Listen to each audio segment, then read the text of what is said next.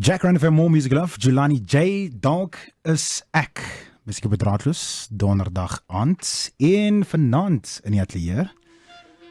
As jy baie mooi geluister het, ek het jou gisteraan gesê, ons begin groot hierdie jaar. En hierdie treffer, hierdie liedjie wat in die agtergrond speel, jy gaan nie self glo nie. On the couch on this beautiful Thursday evening, I'm joined by the legend, the giant, Ntate Sipho Hotstix Mabuse. En hy sien het 'n Suid-Afrikaanse giant nie, maar ook iemand wat die musiekbedryf in ons land in 'n manier begin het. From being homegrown to international. Sodra sy musiek speel, roer almal, letterlik almal se voete. Welcome, Ntate Hotstix. Oh, wow. Welcome. Thank you so much, Tabiso, and thank you to all the listeners of Jacaranda FM. It's really an honor to have you here in studio today. I mean, where else would you be? Somewhere in the world. We all look forward to being in the studio at some stage, and to be at Jacaranda is one of those fulfilling moments. So let's go back a bit in history, right? A young boy born early 50s in a very disturbed era. Yes. Fell in love with music. I mean, at the age of 8 years of age. I mean, what influenced that passion? Well, you know, we, as Africans, we live throughout music all the time. Shantytown was a bedrock of intertribal musical interaction with especially traditional healer music. And opposite my home was a traditional healer. So obviously I was hearing all the music all the time, especially the drums, which would be something that I would, grow fondly. Yeah. And I started playing drums then. So was it also, I mean, I know part of your family, you had, in a way, a musical background from your family side. Yes, I think the especially uncles, from my mother's side. You know, I had uncles who belonged to what you call Iskatamia. Yeah. You know, the a cappella groups. Yes. I like Ladysmith Black Mambazo. But Yes. what was very fascinating about this, my uncle King, who used to work in the kitchens then, would visit my grandmother in December. And of course, he'd call all his brothers around. And during the time when they would be celebrating festive season, my grandmother would say, "Bantwana bama again kulelu mam." Yeah. And which meant that they must sing. Yeah. Oh man, my uncles were just amazing. I was fascinated with this music that I was hearing from them. But of course I was young, and it didn't mean that it is the influence. I guess now with hindsight, it was the music that really influenced how I would turn around later years. But then wasn't there a point in your life where you actually thought, I'd rather become a doctor or maybe a lawyer or maybe something, I don't know, a teacher? Wasn't there a point where you felt like, okay, maybe this music is not my calling, I'm meant to become something in life? You know, there was never really that influence that I would become a musician. I'd always wanted to be an academic, either a doctor or a lawyer or maybe a teacher, but more a doctor. That's actually what I had wanted to be. But, fate is something that always determines one's life True later. that. And for some strange reason, I ended up, with friends who came from another high school to join my school. And we were requested to raise funds just as performers. And obviously what transpired from there is that there was, overwhelming response from many of the students, especially the girls. Yes. With music you can be the ugliest thing, but at the end of the day, I tell you, you'd get the best girls. There's something that always works. Yeah, and then we realized that no, this is a better opportunity now to get all the girls, and we started, practicing most of the time. Sometimes we'd bunk school. Yes. And we didn't even realize that we were bunking school because music was just drawing us away from the classroom. True that. So, and in the interim, we had forgotten that we're supposed to be writing our exams. This is why, later in life, I would decide that, hey, there was something that I didn't complete. My naam is Mac Rapapali, met jou tot 1 uur vanaand aan the couch. Welkom donderdag. Ek sit met 'n giant hier, letterlik. Nee, hy is groter as ek. Okay, way, literally. I'm this small compared to Sipho Hotstix. That's small. Don't believe the hype. Right, so age 15, here you are now. You are in high school. Why did you decide to start a band when you could have started first going solo? Now, I'm going to get to your solo career, all right? But why did you decide to start a band, basically? Like I said earlier, it was more fate. We didn't decide to start a band. Okay. What I think we thought we knew is that we're talented. We could perform. And of course, our headmaster requested some students to volunteer performances because we needed to raise funds for some students who had to go to university. And incidentally, our headmaster, Dr. S.K. Matsike, may his soul rest in peace, was a musician. He was a great composer of choral music. And he loved music, but we didn't realize that the influence, the fact that he loved music, he would use to influence how students react or respond to the appeal for performances. I mean, Maralo was part of that group. So we performed, we raised funds, and thereafter, the relationship with some of the students was just phenomenal. They loved us, and then Selby said, well, we'll remain a high school band. Yes. And our principal encouraged us to perform, but stay in school. Yeah. And of course, we'd also get now invitations from other high schools. And one of the high schools, Maurice Isaacson, with Dr. Evan Kosa. Then he was a senior student at Maurice Isaacson, inviting us to come and perform for matric dances at Maurice Isaacson. And then, of course, there was a domino effect where all the other high schools in Soweto, Sikanentwana, Musi High, Orlando High School, all those high schools would invite us. And of course, then we would start having performances on Sunday. And then we realized that we were making money. We're making money, and all the beautiful girls were just running after us. So at that point, was it the Beaters? At that point, it was the Beaters. The Beaters. Yeah. So now, moving away from the Beaters, you evolved into Harari. Yeah. I think, or was it? The Beaters were a high school band. Okay. At that time, most musicians, unfortunately, were considered vagrants because most of them did not. We started at high school. Yes. All of them were outside. Yes. So I guess the political developments of the time would play a very significant role in how we were influenced into changing our name. But it was after a tour we did in Zimbabwe, then Rhodesia, that we suddenly realized that there was this groundswell of political upheaval. Mozambique was happening, Angola was happening, Guinea was happening. So the whole of the continent was changing. But for us, the biggest influence was the Black consciousness movement, and we realized that the name Beaters did not resonate with the Black consciousness ethos. So we felt while we were in Harari, the people embraced us. We composed music, we called it Harari, and everybody responded positively to it. Now, I need to ask you a question. I mean, we understand that back then it was quite tough, especially when it comes to movement itself. Yeah. But how did you get it right to go as far as the international market? How did that unfold out for you? Music is something that you cannot suppress. Yes. Music will always Powerful. come up on top. Music is an instrument by which you could influence thinking, you could influence emotion, you could influence politics, you can influence every sphere of life.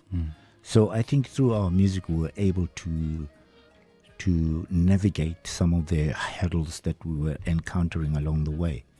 And because we had gone to Zim then, some of the major students, the political parties, embraced us, and we raised funds for some of the movements that were there. Yeah. So it was we were able to travel, and our music was released, and of course we were signed with a more liberal record company, thinking executive. Yeah. In Peter Gallo and Ivor Harberger and Freddie Bonato. These guys were more liberal in their thinking. So whatever music we would make at that time, they would take it internationally. And of course, because we pushing this agenda of the African consciousness, Yes. and the international community suddenly responded positively to it. So after that whole journey, Sipho Hotstix Mabuse decided to go solo. How did that happen? And why did he go solo? It was not an easy decision. Yes. I didn't decide. Sometimes when a band grows bigger than it thought it could, Yes. there are other influences that come into play. Yes. Some of my peers at that time felt that I was holding the limelight space. Taking all the girls. Yeah, I was holding the limelight space, and everything that had to be said was said about me. To everything that had to be said, I said it. Yes. But I was a band leader. Yes. Obviously, yeah. if you're a band leader, I mean, You're can't. the anchor of the ship, basically. Exactly. Yes. You can't go and ask Peter so-and-so that the ANC or the country. You'd ask Cyril about the problems of the country. Yes. So True that is basically what it was. You want the leadership so that it must be responsible for everything that goes on in the band.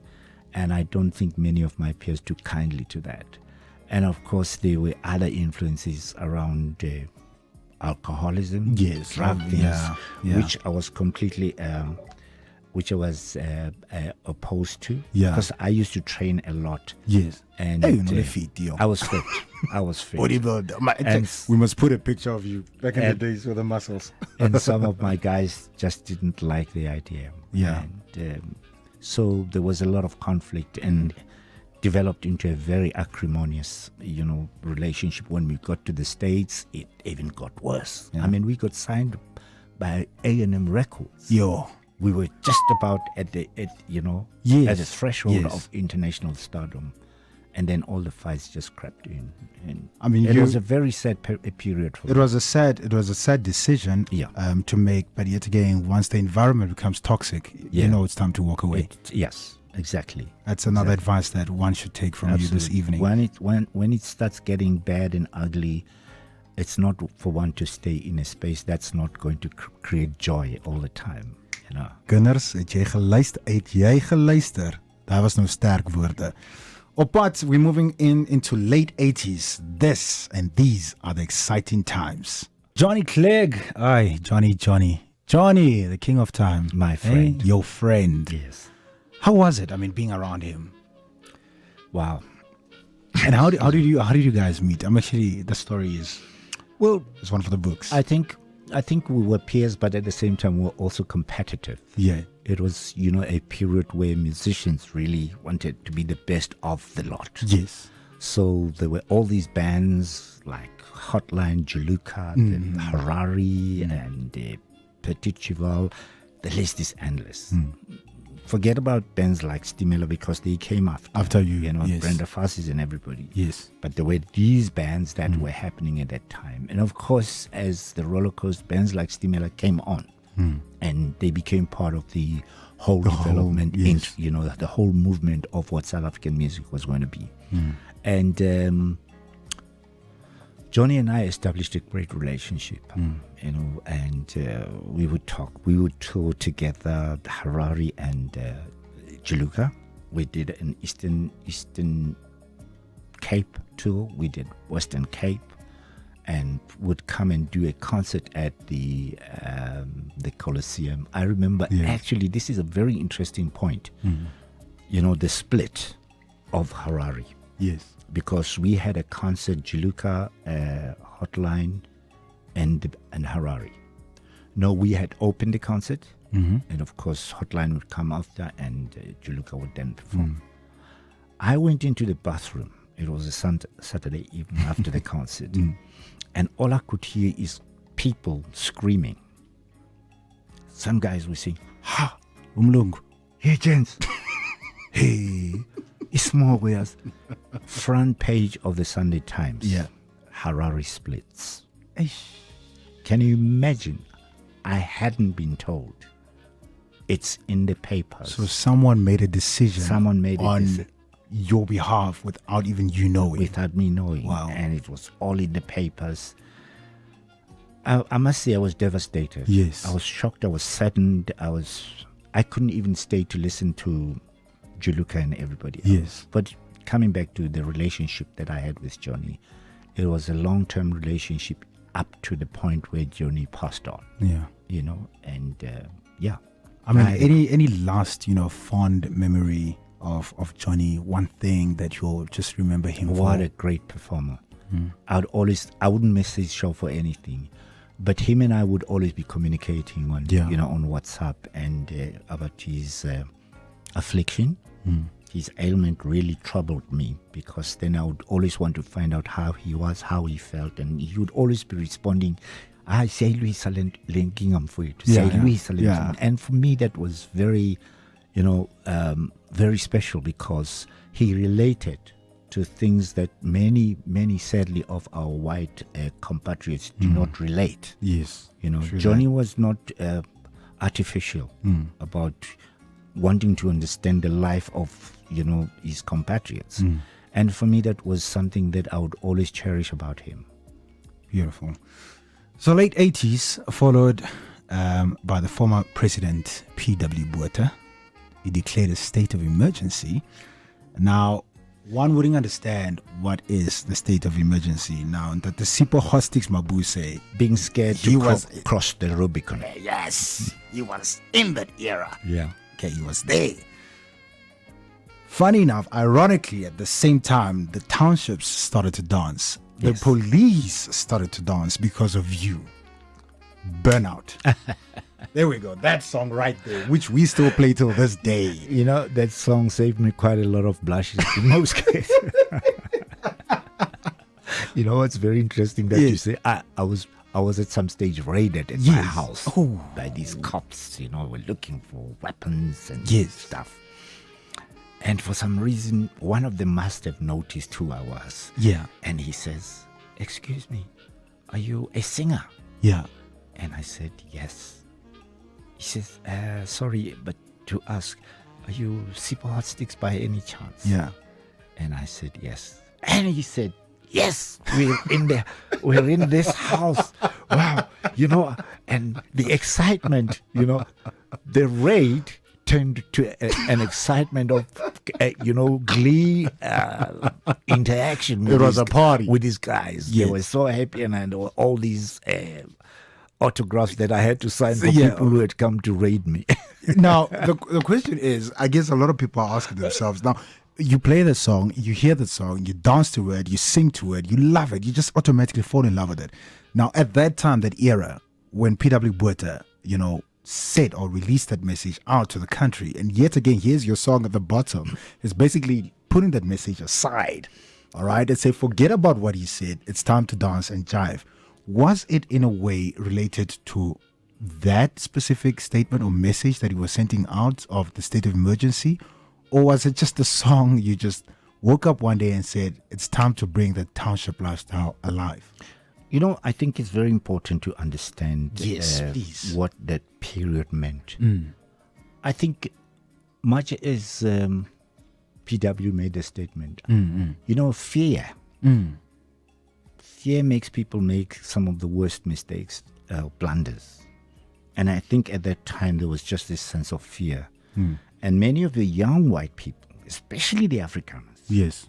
some of them, they went on to say no longer is apartheid going to be carried in our name. Yeah. These were young white Afrikaner kids who had a movement called the Vryheid. The Vryheid Party. Yes. Yes. They went on to have concerts. One of the concerts they did in Cape Town, which I was invited to. It was a Vryheid movement, and there were musicians like Johannes Kerkaro, Goskombey, the generation of those musicians. And these guys Pete Kornoff, young white Afrikaner kids who said no longer in our name, because we need to understand why is this thing carrying on. And I think the parents, once your kids start objecting to how you act, then you find ways in which you say, you're clutching on straws, or you straddle through a process where you don't. And I think PW at the time was straddling because he was advised to say, look, we have to go do away with this. But when he took a particular position, he was just trying to show the strong man he was. But unfortunately, it was no longer going to work because you declare the state of emergency in a situation where there's just this upheaval, this groundswell of protests, not only from the black people but also from the white people. So he was trying to strike a balance, and unfortunately, it didn't work for him. And I guess also by that time he realized that it's about time that someone is going to walk out after 27 years. Yes. So now the clock is ticking on his side. Right? He was trying to, there were there were the liberals within his nationalist party, who just felt that we can't keep this thing going on forever. There has to be. We have to give, we have to give. And when he made that speech, it was not because it was supported by all the other, members of his party. Yeah. And I know people like Rolf Meyer. I met Rolf. I was invited to go meet Rolf. And we had these discussions around what is it that the Nationalist Party is doing as against what the country should be doing. And he was one of those people who felt, you know what, this country has to change. It's about time. And, here we are today. Here we are today. Wow, what a history. So coming up next, Nelson Mandela walked out of prison. First in the air, almal is bly, die kinders hardloop. Everyone finally gets to, be free in a way. All right? The liberated kids all around the world, and not only the country, they start coming out in numbers and celebrating this amazing, beautiful day. Goosebumps. The police have put down their guns. The protests and riots have stopped. Yes. And Sipho Hotstix Mabuse breaks through the back door and bumps into Nelson Mandela. Was it being naughty, or were you invited? What's very interesting about this whole entire meeting of Nelson Mandela is that the first person who came out, when you come from Orlando West, Dube, it's a privilege. Yeah. It's a privilege because it is the bedrock of resistant politics. Tokyo Sehwale and his brothers were very close friends of mine. So when he came out of prison, one of the first things he came to my home. And he said, "Hey, Mshan, you know your song." Tokyo with that voice. Yeah. You know your song. Everybody, including Madiba, every time it comes on TV, all of us are calling each other and we're watching all these people, black and white people dancing, and we think, what? Yeah. Shigisha was a song. Yes. That really drew their attention to yours truly. Yeah.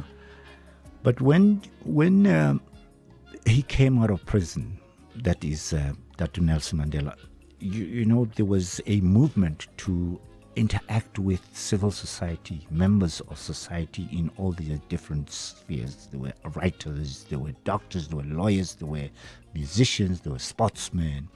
And we as musicians were invited to the house. But the first group left without me. I don't know whether it was deliberate to leave without They just wanted to leave you behind. But the privilege I had, the advantage I had, I was related because through my wife, Chichi. Yes. Chichi's mom and Nelson Mandela were first cousins. You see, they were first cousins. So for me to move into the house through the back door was not a train smash. And of course, guess who's at the gate? Bouncers. Sisulu. Walter. No, the younger. The younger. Zolaki. Okay. Yes. And he sees me, he says, "Hey man, Zokala, and why you mailing account?" Past security. Yes. Yeah. And I walk in. As I walk in, I walk through the back door. Yeah. And just as I was walking in, Tata comes out of the bedroom. And the other guys were still waiting out there. And he raised his arms and he says, Hotstix, you know. Yeah. And he called me Shigisha and gave me this hug. You know, he was tall. And I was looking at him. I mean, just it was one of the most emotional moments in one's life, you know. And so I had to walk out with him to the rest of the guys who were waiting. Yeah. I mean, these guys were shocked. I would also be shocked. Like, how did you come through? How did you come through this? You're the first one. We left you behind, and here you are coming out with it. It was amazing. It's amazing, you know. Yeah. But it was a privilege of being related. Yeah, okay. You know, sometimes we don't even realize what relations can do. You know, you get married into a family and suddenly here's this entire... Because for us, it's a generational It's thing. a generational Even though thing. our surnames are different, Yes. but there'll always be a link down line. Exactly. Now, if you didn't know, Sipho Hotstix also had a club. Clubbies. That should be a museum. Absolutely. I'm sorry to say this, but it's supposed to be a museum because the home of jazz, before even Kwaito, before any genre of music, Every great jazz musician has played in that country. even before Afrikaans was Afrikaans, even though it was still there, you were the hub of bringing the soul of music out to the country. And your club, Jazz Club to be specific, not nightclub, Jazz Club, was the hub where many, many legends performed. I mean, Bra Abdul, Yes. he named the club, right? Yes. But never performed there. he was the only one. He was the only one. And strange enough, he asked me, he says, I gave the name. Yes. Kippies. I see you've got my pictures on the wall because I had Hugh and I had Gwangwa. You know, they had a band called the Jazz Epistles. Yes, yes. So on the wall, I had Bra Kipi, I had Bra Jonas, I had Bra Hugh, I had Makaya and Abdullah. So those were the Jazz Epistles. And he says, I'm the only one that has not performed at Kippies. Why? I said, I couldn't afford you. That's a good one. You know, the others performed Yes. not because they wanted money. Yeah. Because it was a special venue for them. Yeah. I mean, Bra Hugh would come in at any time. And he said, no, kyk hierso. Jy moet net iets. Yeah. Ek wil net kom speel. Yeah. You know. And Bra Kwangas would say the same thing. He said, kyk man, ons moet kom speel. Ons Yeah. moet musiek kom maak hier by die huis. Yeah. You know. En al die mense het sal kom en al die mense het gekom. Yeah. You know, en hulle was almal daar, so Hugh het gespeel en Abdullah Ibrahim was die enigste een wat nooit nie gespeel het nie. Now, before we wrap up this interview, on the 1st of Feb, it's another legendary experience with you on that stage. It's happening at Carnival City. It's happening at Carnival City, Right? yes. So what's the whole concept behind it? Well, I think the guys, found it necessary to celebrate, some of the wonderful musicians that exist in this country. It's about time. And I think for me to be amongst those wonderful musicians, I mean, Ringo is a giant. Yeah, he is, definitely. Tshepo Tsula is no question about Yeah. his presence in the South African landscape of music. And the guys felt that, we don't celebrate enough people who have created, who have charted the path for South African music to thrive. And I feel privileged in a way that I'm invited to be part of that movement. Yeah. And hopefully there could be others, because the three of us, yes, we may lead the process, but the others, there are many of them. Sadly, most of the guys are They're gone. They're passing on, and probably Tsepo and Ray is gone. Ray Piri is gone, yeah. and where else do we look to find some of these people who are in that generational space, even including? But I would have been happier if the Mahotela Queens were invited. For me, would have meant so much, I might have to even twist the guys' arms to say, guys, I think if you speak about legend, the Mahotela Queens should have led this process. I think I must host a show like that. I Yes, don't know. We'll see. absolutely. Because it is important to pay not only respect, but to pay tribute and to educate generations to come. Absolutely. Through you, because you are the education itself. I can go out there and tell your story, but there is no one else that can tell your story like you. Yes. And yes. that's what I'm saying. I'm putting pressure. Number one, you're talking about it earlier. We need a book from you. Yes. Pressure, no pressure. Well, Management, the Guapiola Leicester. We need a book. yes. We need a documentary. Even though the buildings have changed. Everywhere I go, I went to Justice Musenega's launch, Yeah. book launch, and I bought some books. Mhm. As he was signing my book, he looked at and he said, "When is yours coming out?" Yeah, true. I would have asked the same question. Hey, jeez. No, but thank you for making time, and hopefully, we'll definitely see you at Carnival City. I'll make a plan. I'll twist an arm over there to get a ticket. Thank you. Of course, you'll get a ticket. Yeah, there we go. If they don't give you a ticket, I will buy you the ticket. Yes, and I'll buy you more drums in return. Thanks a lot. Have a blessed journey and Godspeed. Thank you so much, Taviso, and to your listeners, Jacaranda. Ek is baie blykbaar dan ek is blybaar. Ja, jy's bly. Ja, ek is baie bly dat in my ingenooi. Asai. Nou gaan ons huis toe.